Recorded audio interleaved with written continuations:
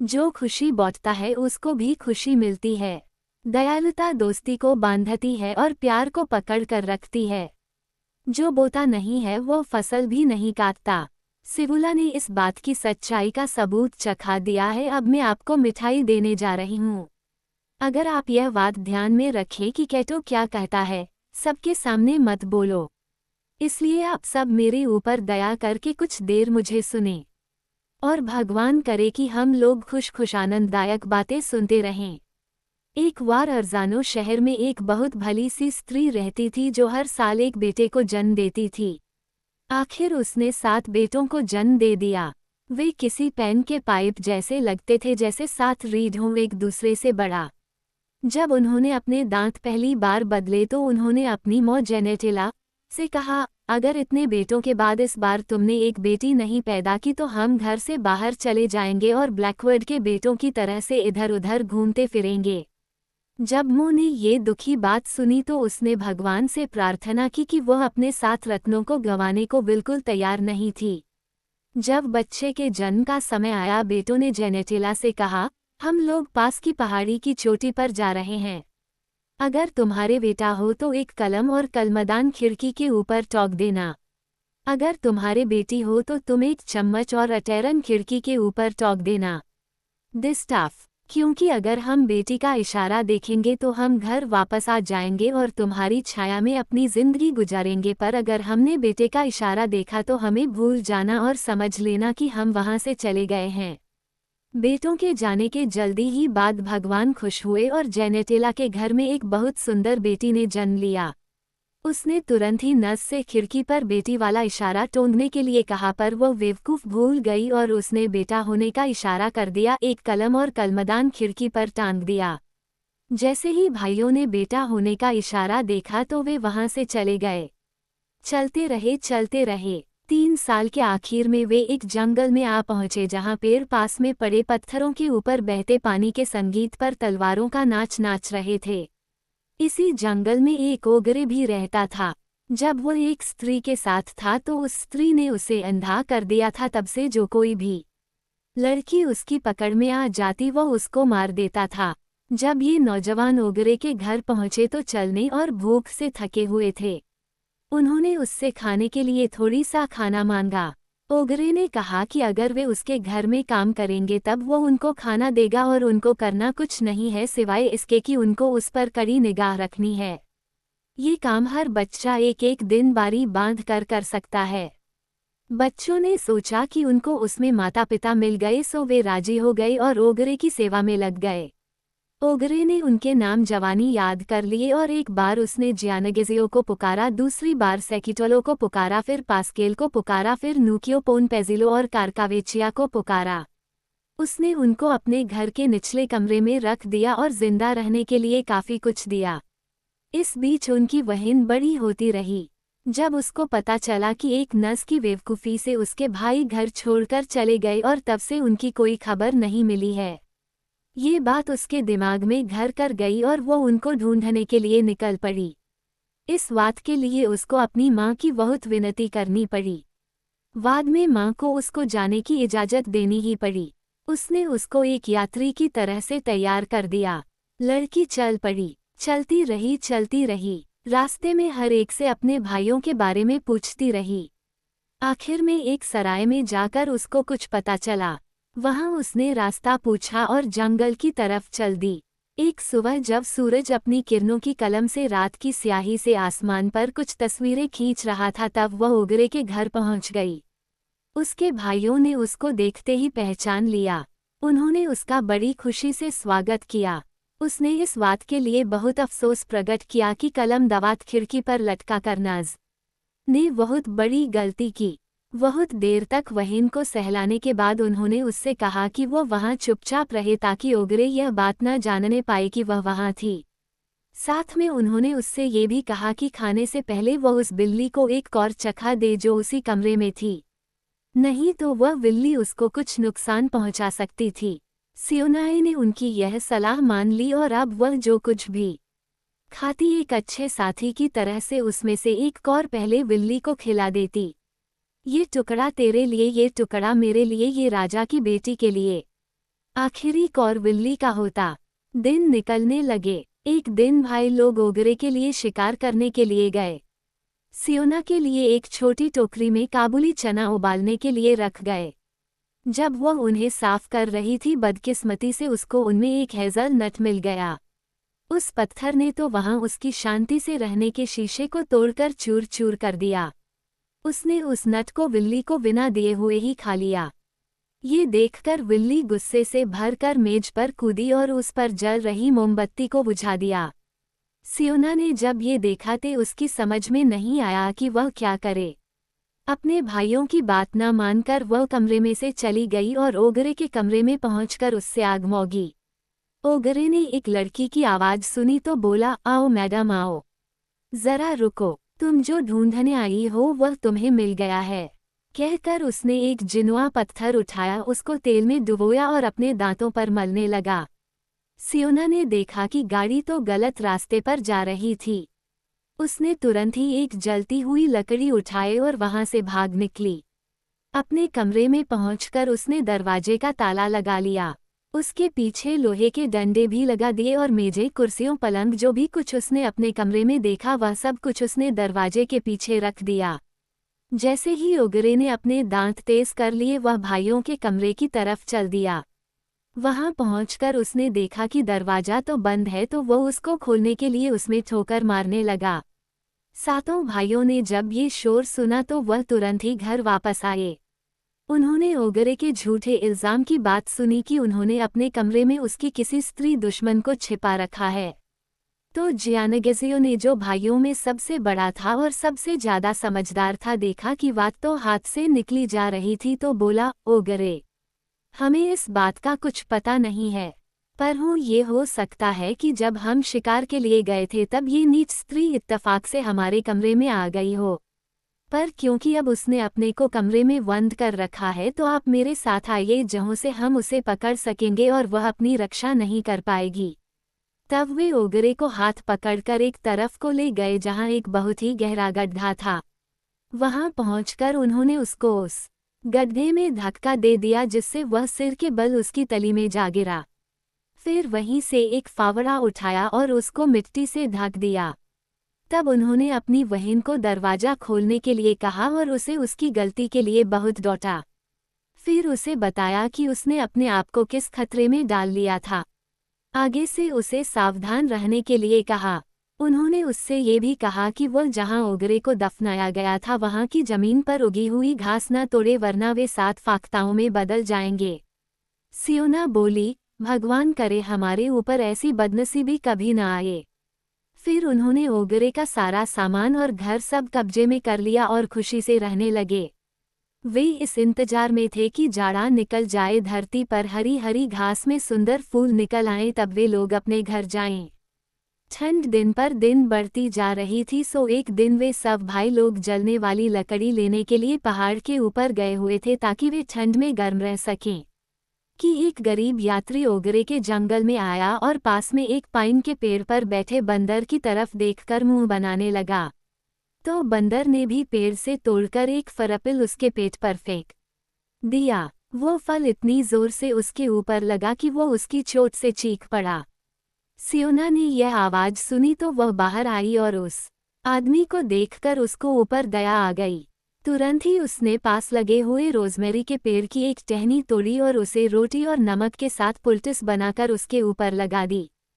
फिर उसने उसको कुछ खिलाया और वापस भेज दिया। अब ये रोजमेरी का पेड़ ओगरे की कब्र पर लगा हुआ था। जब सियोना कपड़ा बिछा रही थी और अपने भाइयों का इंतजार कर रही थी, लो उसने क्या देखा कि उसके भाइयों की जगह 7 फाख्ताएं उड़ी चली आ रही हैं। उन्होंने आते ही कहा, अच्छा होता अगर तुम्हारे हाथ कट गए होते, क्योंकि यही हमारे ऊपर यह बदकिस्मती लेकर आए हैं। अच्छा होता अगर तुम इन हाथों से रोजमेरी न तोड़ती तो हम पर यह मुसीबत न आती। क्या तुमने बिल्ली का दिमाग खाया है जो तुमने हमारी सलाह पर ध्यान नहीं दिया? हमें देखो, अब हम चिड़िया बन गए हैं, काइट, चिड़िया, बाज, चील आदि के शिकार बन गए हैं। तुमने हमें जे उल्लू, कटफोड़वा, बुलबुल, मुर्गी, मुर्गे आदि का साथी बना दिया है। तुमने तो यह एक बड़ा खास काम किया है। अब हम अपने देश जा सकते हैं जहां हमारे पकड़ने के लिए जाल बिछे होंगे। तुमने एक यात्री को ठीक करने के लिए हम 7 भाइयों के सिर तोड़ दिए हैं। अब हमारी इस बदकिस्मती को दूर करने की कोई दवा भी नहीं है, जब तक कि तुम समय की मां को नहीं पा लेती। वही तुम्हें बता सकती है कि हमारी परेशानी कैसे दूर होगी। सियोना तो अपने इस अपराध पर एक पंख नोची गई चिड़िया की तरह से खड़ी रह गई। उसने अपने भाइयों से माफ़ी मांगी और कहा कि वह सारी दुनिया में जाएगी जब तक वह समय की मां को नहीं ढूंढ लेती। तब उसने उनसे विनती की कि वे घर के अंदर ही रहें जब तक कि वो वापस न आ जाए, कहीं ऐसा न हो कि कोई और मुसीबत गले पड़ जाए। वह वहां से अपनी यात्रा पर निकल पड़ी। बिना थके वह चलती रही। हालांकि वह पैदल जा रही थी, पर अपने भाइयों को वापस लाने की उसकी इच्छा उसे 1 घंटे में 3 मील चलने की प्रेरणा देती रही। चलते चलते आखिर वह समुद्र के किनारे आ गई जहां तेज हवा पानी को चट्टानों से टकरा रही थी। व्हेल मछली देखी। मछली उससे बोली, क्या ढूंढ रही हो? वह बोली, मैं समय की मां का घर ढूंढ रही हूँ। मछली बोली, सुनो, उसके देखने के लिए तुमको ये करना चाहिए कि इस किनारे के साथ साथ सीधी चली जाओ और जब तुम पहली नदी पर आओ तो उसके स्रोत तक चलती चली जाना। वहां तुम्हें कोई मिलेगा, वह तुम्हें बताएगा कि तुम्हें क्या करना है। पर तुम मेरे ऊपर एक मेहरबानी कर दो। जब तुम्हें वो बुढ़िया मिल जाए तो उससे विनती करना कि वो मुझे कोई ऐसी तरकीब बताए जिससे मैं आसानी से तैर सकूं। मैं किसी चट्टान से न टकराऊं, जैसे कि मैं अक्सर टकरा जाती हूं और फिर रेत पर जाकर गिर जाती हूं। सियोना बोली, मेरा विश्वास करो, मैं जरूर पूछेगी। फिर उसने उसको रास्ता बताने के लिए धन्यवाद दिया और अपने रास्ते चल दी। काफी देर चलने के बाद वह नदी के पास आ पहुंची जो अपने खजाने से चांदी समुद्र में जमा कर रही थी। वहां से वह उसके स्रोत की तरफ चल दी। वहां वह एक खुले से देश में आ पहुंची जहां घास के मैदान आसमान से मिल रहे थे। घास के मैदानों में फूल खिल रहे थे। वहां उसको एक चूहा मिल गया तो उसने लड़की से पूछा, लड़की, तुम इस तरह से अकेली कहाँ जा रही हो? ओ प्यारी, सियोना बोली, मैं समय की मां को ढूंढ रही हूँ। चूहा बोला, उसके लिए तो तुम्हें बहुत दूर जाना पड़ेगा, पर तुम अपना दिल छोटा मत करो, हर चीज का अंत होता है। तुम पहाड़ों की तरफ चली जाओ तो वहां तुमको इसके बारे में और खबर मिल जाएगी। पर मेरे ऊपर एक मेहरबानी करना, जब तुम उस बुढ़िया के घर पहुंचो तो उससे पूछना कि हम बिल्लियों से कैसे बचें। फिर जो तुम कहोगी मैं वही करूंगा। सियोना ने उसको रास्ता बताने के लिए धन्यवाद दिया, उसकी मुश्किल हल करने का वायदा किया और पहाड़ों की तरफ चल दी। पहाड़ हालांकि पास ही दिखाई दे रहे थे, पर ऐसा लग रहा था कि वह वहां तक कभी नहीं पहुंच पाएगी। पर जब वह वहां तक आई तो उसको बहुत सारी चींटियां मिली जो बहुत सारे दाने उठाकर ले जा रही थीं। उनमें से एक चींटी ने घूमकर देखा और बोली, तू कौन है और कहाँ जा रही है? सियोना तो हर एक से बहुत प्यार से बोलती थी, बोली, मैं एक दुखी लड़की हूँ और अपने काम के लिए समय की मां को ढूंढ रही हूँ। चींटी बोली, यहाँ से और आगे चली जाओ और जहाँ ये पहाड़ खत्म होंगे और एक मैदान शुरू होगा वहाँ तुम्हें उसके बारे में और खबर मिलेगी।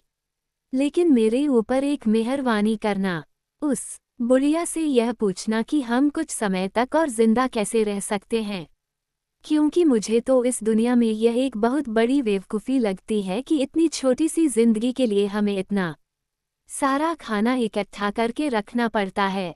और यह जिंदगी एक बेचने वाले की मोमबत्ती की तरह से जब उसके सामान की सबसे ऊंची बोली लगने वाली होती है तभी बुझ जाती है। सियोना ने उसको भी रास्ता बताने के लिए धन्यवाद दिया और उसके सवाल का जवाब लाने का वायदा किया और आगे अपने रास्ते पर चल दी। उसने पहाड़ पार किए और मैदान में आई।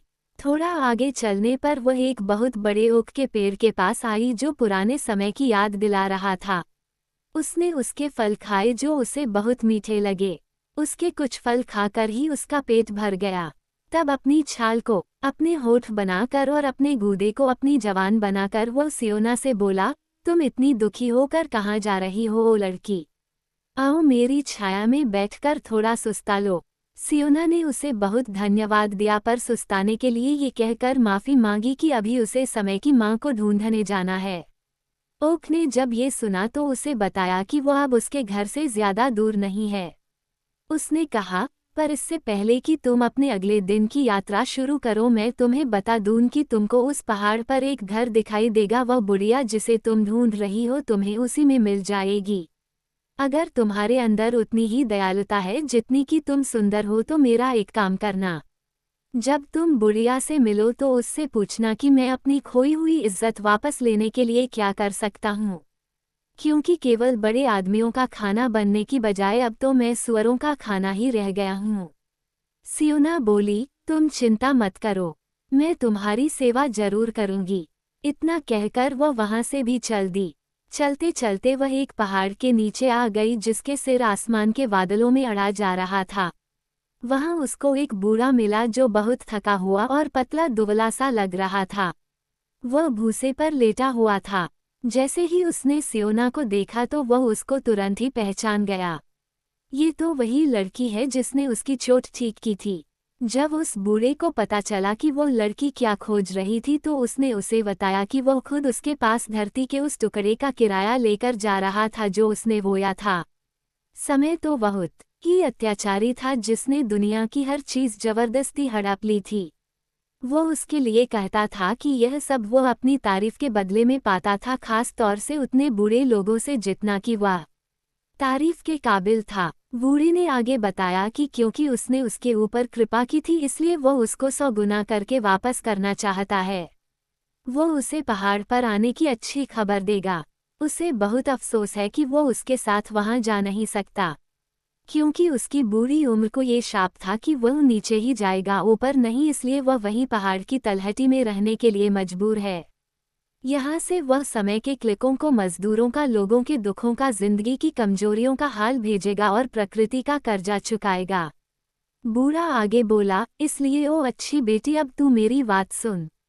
तुझको पता होना चाहिए कि इस पहाड़ के ऊपर एक टूटा फूटा घर है जो बहुत समय पहले बनाया गया था। इतना पहले कि उस समय को सोचा भी नहीं जा सकता। अब तो इसकी दीवारों में दरारें पड़ गई हैं, नींवें ढीली पड़ने लगी हैं, दरवाजों में दीमक लग गई है और फर्नीचर भी सब टूट फूट गया है। थोड़े में कहो तो अब सब कुछ नष्ट सा हो गया है। एक तरफ को टूटे फूटे खंभे हैं, दूसरी तरफ टूटी हुई मूर्तियां हैं। कोई भी चीज अब अच्छी हालत में नहीं है सिवाय उस सरकारी निशान के जो दरवाजे पर लगा है। उस निशान के 4 हिस्से हैं जिनमें से एक में तुझे एक सांप दिखाई देगा जो अपनी पूंछ काट रहा है, एक में बारहसिंगा, एक में रेवन और एक में फीनिक्स चिड़िया। जब तू अंदर घुसेगी तो वहां तुझे फर्श पर कुछ काटने वाले औजार जैसे आरी, हंसिए आदि पड़े मिलेंगे और राख से भरे सैकड़ों बर्तन जिन पर नाम लिखे होंगे। वहां तुझे कोरिथ, सैगंटम, कार्थेज, ट्रॉय और हजारों दूसरे शहरों के नाम पढ़ने को मिलेंगे जिनकी राख समय ने ट्रॉफी की तरह संभाल कर रखी हुई है। जब तू घर के पास आएगी तो तब तक के लिए अपने आप को छिपा कर रखना जब तक के लिए समय बाहर जाता है, और जैसे ही वह बाहर चला जाए तब तू उस घर में घुस जाना। वहां जाकर तुझे एक बुढ़िया मिलेगी जिसकी दाढ़ी फर्श को छू रही होगी और उसका एक कुबड़ होगा जो आसमान को छू रहा होगा। उसके वाल घोड़े की पूंछ जैसे होंगे और उसकी एड़ी को ढके होंगे। उसका चेहरा एक सिकुड़े हुए कॉलर की तरह होगा जिसकी सिकुड़नों में उम्र की वजह से कल्फ लग गया होगा। वह बुढ़िया एक घड़ी पर बैठी है जो एक दीवार पर लगी है। उसकी भौहें इतनी बड़ी हैं कि वे उसकी आंखों को भी ढक लेती हैं। इसका मतलब यह है कि वह तुझे देख नहीं पाएगी। जैसे ही तू अंदर घुसेगी तो तुरंत ही घड़ी के ऊपर रखे हुए बोझों को हटा देना, तब उस बुढ़िया को पुकारना और उससे विनती करना कि वह तेरे सवालों के जवाब दे दे। ये सुनकर वह तुरंत ही अपने बेटे को बुलाएगी और तुझे खाने के लिए कहेगी। पर क्योंकि वह घड़ी जिस पर वह बुढ़िया बैठी है तूने उसके बोझ हटा दिए हैं, उसका बेटा हिल भी नहीं सकता, सो उसको तुझसे कहना पड़ेगा कि तू अपना सवाल पूछ। पर वो कोई भी कसम खाए तू उस पर भरोसा मत करना जब तक कि वो अपने बेटे के पंखों की कसम न खा ले। जब वह ऐसा कर ले तब तू सुरक्षित है। इतना कहने के बाद वह बूढ़ा गिर गया और टूटकर बिखर गया जैसे कि कोई लाश तहखाने में से दिन की रोशनी में लाकर रख दी गई हो। सियोना ने राख उठाए और उसे 1 पौंड आंसुओं में मिलाकर यह प्रार्थना करके वहीं गाड़ दिया कि भगवान उसकी आत्मा को शांति दे। फिर वह पहाड़ पर चढ़ती चली गई, यहाँ तक कि वो बहुत बदहवास हो गई। वो घर के पास बैठी समय के बाहर आने का इंतजार करती रही। समय एक बहुत ही बूढ़ा आदमी था जिसकी बहुत लंबी दाढ़ी थी। उसने एक बहुत ही पुराना शाल ओढ़ रखा था जिस पर बहुत सारे छोटे छोटे कागज के टुकड़े लगे हुए थे। उन पर बहुत सारे लोगों के नाम लिखे हुए थे। उसके बहुत बड़े पंख थे और वो इतनी तेज भागता था कि वो एक पल में ही आंखों से ओझल हो जाता था। जब सियोना उसकी माँ के घर में घुसी तो पहले तो वो काली बुढ़िया को देखते ही डर गई, पर हिम्मत करके उसने घड़ी के बोझ हटा लिए। उसने बुढ़िया को बताया कि वो उससे क्या चाहती थी। सुनते ही बुढ़िया ने अपने बेटे को चिल्ला कर बुलाया, पर सियोना ने उससे कहा, तुम चाहे कितना भी दीवार से सिर पीट लो और कितनी भी देर तक पीट लो, पर तुम तब तक अपने बेटे को नहीं देख पाओगी जब तक ये बोझे मेरे हाथ में हैं। ये सुनकर बुढ़िया ने देखा कि वह तो चली गई, तो उसने सियोना से कहा, उन बोझों को वापस रख दो। तुम मेरे बेटे का रास्ता मत रोको क्योंकि किसी जिंदा आदमी ने अभी तक ऐसा नहीं किया। उन्हें छोड़ दो, भगवान तुम्हारी रक्षा करे। मैं अपने बेटे के उस तेजाब की कसम खाती हूँ जिससे वह हर चीज को खुरचता रहता है कि मैं तुम्हें कोई नुकसान नहीं पहुँचाऊंगी। सियोना बोली, इस तरह से तुम समय बर्बाद कर रही हो। अगर तुम चाहती हो कि मैं ये बोझे छोड़ दूं तो तुम्हें इससे कुछ ज्यादा अच्छा कहना पड़ेगा। मैं उसके उन दांतों की कसम खाती हूँ जो हमेशा ही धरती की चीजों को काटते रहते हैं। सियोना बोली, ये सब कुछ नहीं क्योंकि मैं जानती हूँ कि तुम मुझे धोखा दे रही हो। हार कर बुढ़िया ने कहा, ठीक है, मैं उसके उन पंखों की कसम खाती हूँ जो सब जगह उड़ते हैं कि मैं तुम्हें उससे भी ज्यादा खुशी दूंगी जो तुम सोच भी नहीं सकती। ये सुनकर सियोना ने वे बोझ छोड़ दिए। बुढ़िया के हाथ चूमे जिनमें से सीलन की और कोई खराब सी वो आ रही थी। लड़की का यह अच्छा व्यवहार देखकर बुढ़िया ने कहा, तुम इस दरवाजे के पीछे छिप जाओ। जब समय आएगा तब मैं उससे कहूंगी कि वो तुम्हें बताए जो तुम जानना चाहती हो। और जैसे ही वह बाहर चला जाता है क्योंकि वह एक जगह पर शांति से नहीं बैठता, तुम जा सकती हो, पर तुम न तो उसको अपने आप को दिखाना और न सुनाना क्योंकि वह इतना खराब है कि वह तो अपने बच्चों को भी नहीं छोड़ता। और जब सब फेल हो जाता है तब अपने आप को खा जाता है और एक नया समय जन्म लेता है। सियोना ने वैसा ही किया जैसा बुढ़िया ने उससे करने को कहा था। लो समय तो जल्दी ही उड़ता हुआ और रास्ते में जो कुछ मिला उसे कुतरते हुए वहां वापस आ गया। वो फिर वापस जाने को था कि उसकी माँ ने सियोना ने जो कुछ भी उससे कहा था वह सब समय से कह दिया और उसको अपने दूध की कसम दी कि वह उन सब सवालों के जवाब सही सही दे दे।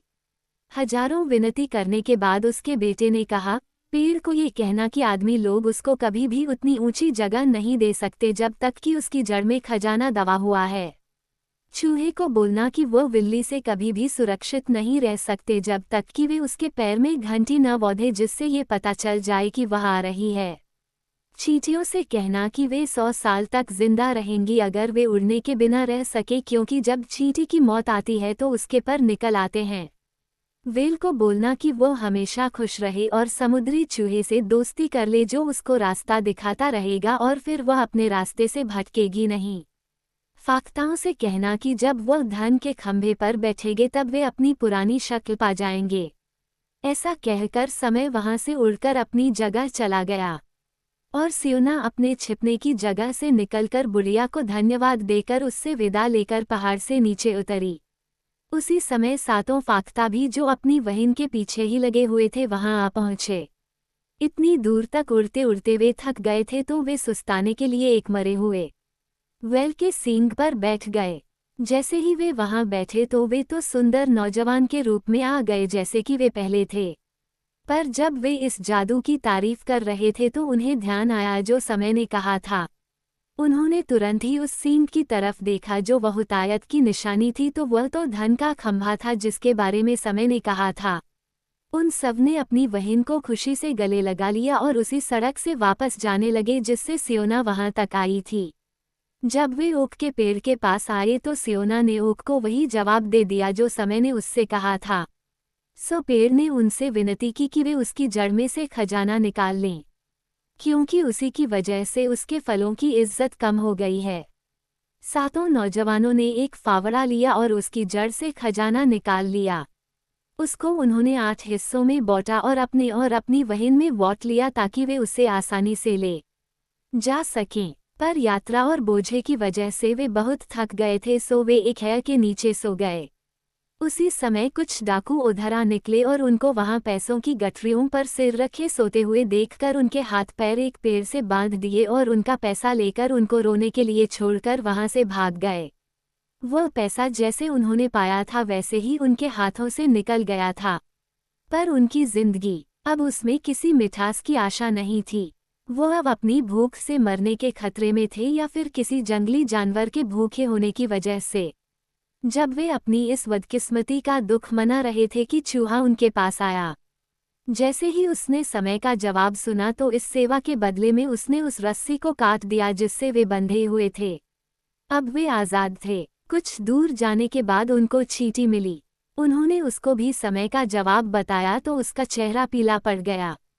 सियोना ने पूछा, ऐसा क्या हो गया जो वह इस तरह से दुखी हो गई और पीली पड़ गई? तब सियोना ने उसको अपनी परेशानी और डाकुओं की अपने साथ खेली हुई चाल बताई तो चींटी बोली, कोई बात नहीं, शांत हो जाओ। तुमने मेरी सहायता की है, मैं तुम्हारी सहायता जरूर करूंगी। तुम्हें पता होगा कि जब मैं अपना सामान जमीन के नीचे लेकर जा रही थी तब मैंने एक जगह देखी जहां ये लोग अपनी चीजें छिपाते हैं। इन लोगों ने एक पुरानी इमारत के नीचे कुछ गड्ढे बनाए हुए हैं जहां वे ये सब चीजें छिपा कर रखते हैं। इस समय वे लोग लोगों को लूटने के लिए गए हुए हैं। तुम मेरे साथ चलो, मैं तुम्हें वह जगह दिखाती हूँ। वहां से तुम अपना पैसा वापस ले सकती हो। सो वे सब कुछ टूटे फूटे मकानों की तरफ चल दिए। वहां पहुंचकर उसने सातों भाइयों को उस गड्ढे का मुंह दिखाया। इस पर जियानगेजियो, जो सब भाइयों में बहादुर भी था, उस गड्ढे में घुसा और अपना सारा माल ढूंढ लिया। वहां से उन्होंने वह सामान लिया और वे फिर आगे समुद्र के किनारे की तरफ चल दिए। वहां पहुंचकर उनको वेल मिली। उन्होंने वेल को समय का बताया हुआ संदेशा दिया। जब वे सब उनकी यात्रा के बारे में बात कर रहे थे उन्होंने अचानक देखा कि डाकू उन्हीं की तरफ चले आ रहे थे।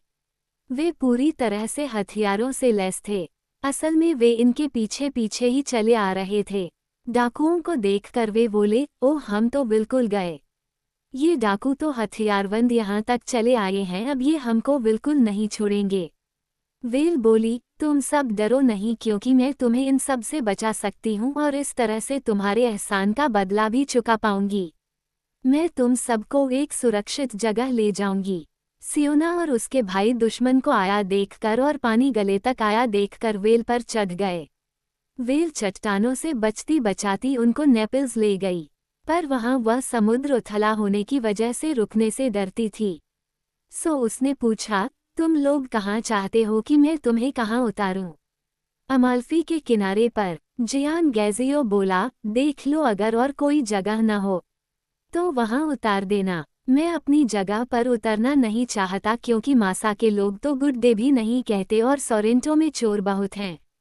विको में वे कहते हैं कि तुम अपने रास्ते जाओ, और कास्टले मेयर में तो वे ये भी नहीं पूछते कि तुम कौन हो। तब वेल उनको खुश करने के लिए पलटी और उनको साल्ट लेक ले जाकर छोड़ दिया। वहां से उन्होंने जो उनको पहली नाव मिली उन्होंने वही नाव ले ली। वे लोग अपने देश तंदुरुस्त, ठीक और अमीर बनकर लौट आए थे। उनके माता पिता उन सबको देखकर बहुत खुश हुए। इस सब का इनाम तो सियोना को ही जाता है। ये कहावत सच्ची ही है, सबका भला करो जो कर सकते हो और भूल जाओ।